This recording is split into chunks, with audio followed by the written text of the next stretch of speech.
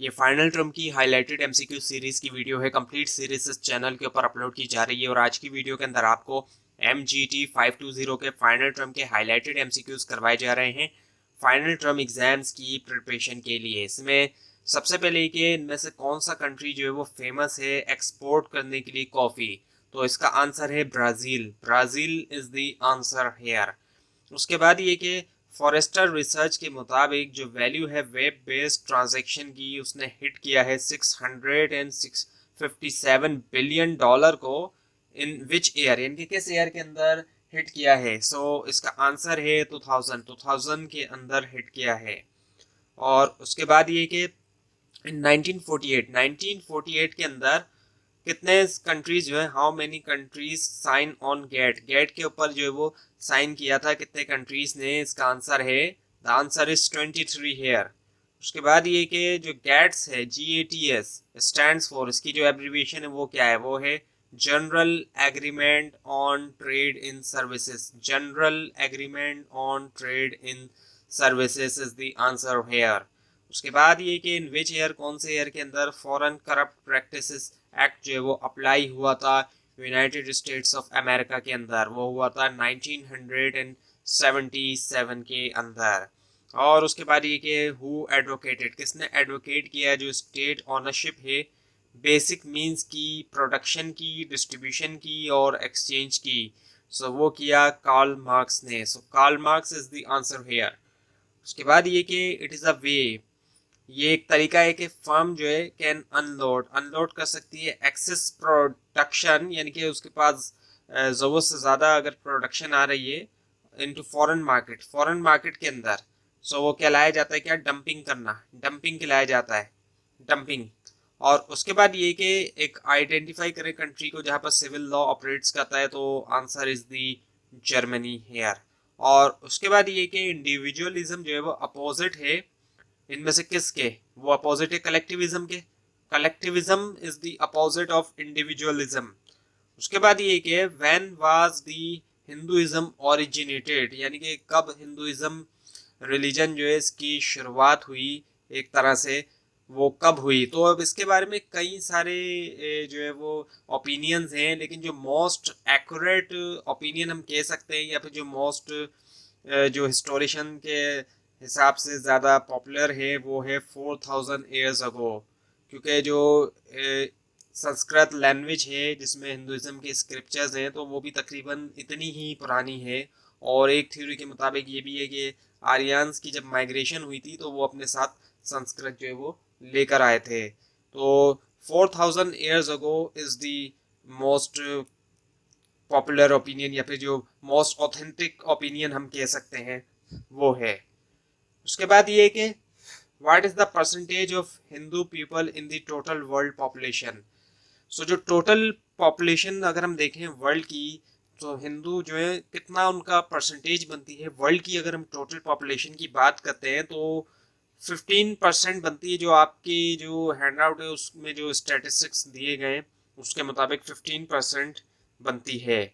और उसके बाद ये कि 1996 के अंदर US कांग्रेस ने जो पास की एक रेजोल्यूशन क्यूबा के against. What was the name of that act? इस एक्ट का जो नेम था वो क्या था? वो था Helms Burton act. Helms Burton act. First one is the answer here. उसके बाद ये अकॉर्डिंग टू पोर्टर थ्योरी के मुताबिक इनमें से कौन सा जो है वो ट्रू एक्सप्रेशन है रिजर्व वर्ड के लिए उस की थ्योरी का? वो है द डायमंड। जो इसका आंसर है वो ये कि इट इज म्यूचुअली री सिस्टम। ये है म्यूचुअली री सिस्टम। उसके बाद ये कि what does MNE stands for? अब MNE जो है वो एब्रीविएशन है, इसकी फुल फॉर्म है multinational enterprise. Multinational enterprise is the answer hair. Multinational enterprise is the answer here.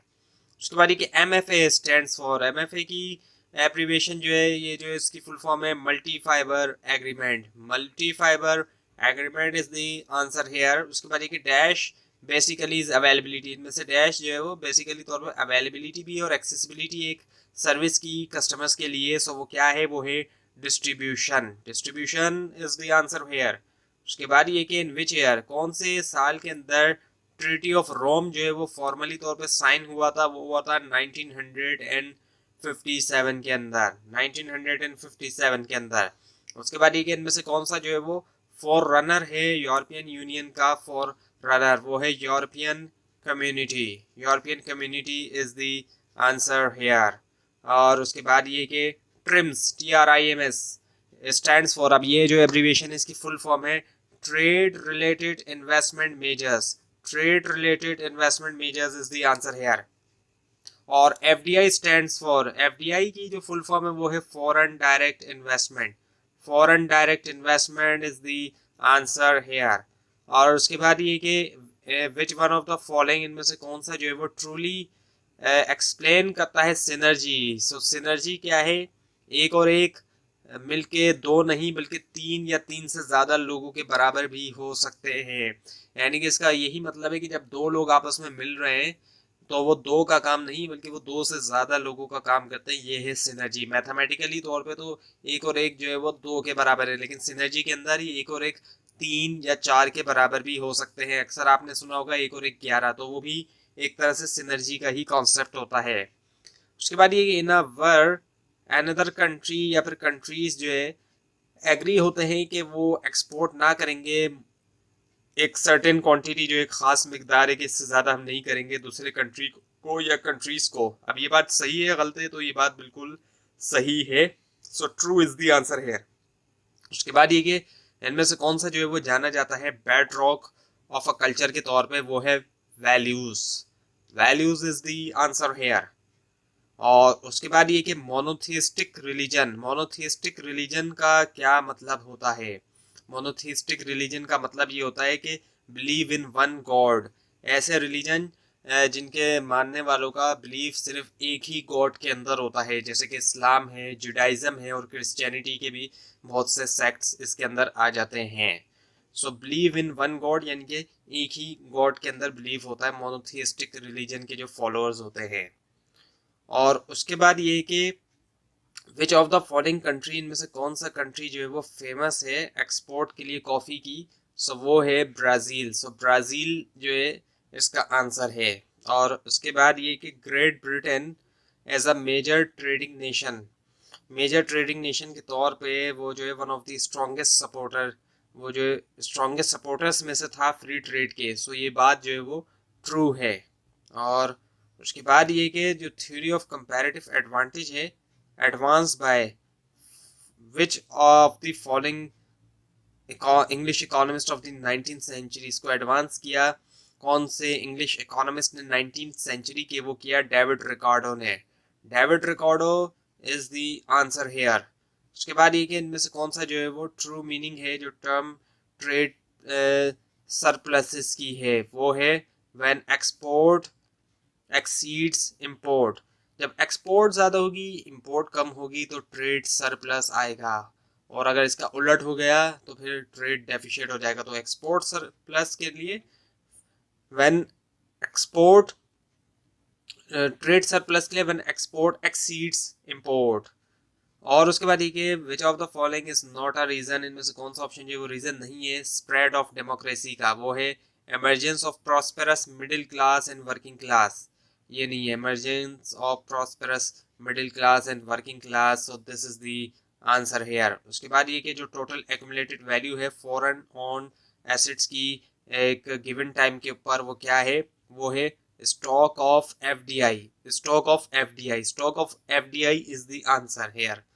उसके बाद ये कि फॉरेस्टर रिसर्च के मुताबिक 2000 ईयर के अंदर जो वैल्यू है वेब बेस्ड ट्रांजैक्शन की वो कितनी पहुंची। अब इससे रिलेटेड MCQs पीछे भी आ चुका है, तो वहां पर ईयर पूछा गया था, यहाँ बताया जा रहा है कि कितनी पहुंची, उसकी वैल्यू जो थी वो क्या थी, तो वो थी वैल्यू $657 बिलियन। उसके बाद ये कि MFN स्टैंड्स फॉर, ये जो एब्रीविएशन है इसकी फुल फॉर्म है most favourite nation. Most favourite nation is the answer here. उसके बाद ये कि the theory given by David Ricardo, जो डेविड रिकार्डो ने थ्योरी दी थी 1870 में, वो कौन सी थी, comparative advantage theory. Comparative advantage is the answer here. उसके बाद ये कि 1948 में कितने कंट्रीज ने गेट के ऊपर साइन किया, 23 कंट्रीज़ ने साइन किया। और उसके बाद ये कि कौन से ईयर के अंदर जो नेम है यूरोपियन कम्युनिटी का वो चेंज किया गया, यूरोपियन यूनियन के अंदर वो चेंज किया गया था 1993 में, 1993 के अंदर। उसके बाद ये कि इनमें से कौन सा जो है वो कंट्री है जहाँ पर थ्योरोक्रेटिक सिस्टम ऑफ लॉ जो है प्रिवेल नहीं करता, वो है पोलैंड। इनमें से है वो है पोलैंड। जितने भी कंट्री आपको यहाँ पे लिखे गए, ईरान, सऊदी अरब और वेटिकन सिटी, इनमें से पोलैंड है। और उसके बाद ये कि डिज़ाइंस और जो नेम्स हैं ऑफिशियली रजिस्टर्ड मर्चेंट ने किया या मैन्युफैक्चरर डेजिग्नेटेड, मैन्युफैक्चर ने किया वो डेजिग्नेटेड और डिफ्रेंशिएट करते हैं उनकी प्रोडक्ट्स को, वो कहलाए जाते हैं इनमें से क्या, वो है ट्रेडमार्क्स।